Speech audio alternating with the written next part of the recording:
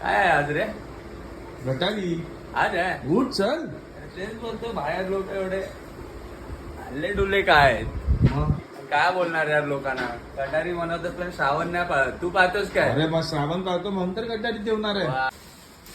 घरी चालली आहे गटारीची तयारी. पण गाईस मी तुम्हाला सांगतो, ही गटारी जी हाईप केलेत ना, ही गटारी त्यानेच म्हणवा जो श्रावण खरोखर पाहतो.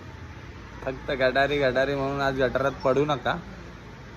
तर खरोखर श्रावण जो पाहत असेल त्यानेच गटारी म्हणवा. जसं आम्ही आयुष्यात कधी श्रावण तोडला नाही आयुष्यात.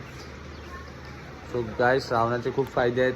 श्रावणाचे फायदे असे की बॉडी डिटॉक्स होते, देव प्रसन्न होतो आणि सगळं काही चांगलं होतं. श्रावण पाहत असाल तरच गटारी म्हणवा, नाही तर फुकटचं गटारी करून गटारात पळू नका. घरी बसा गप.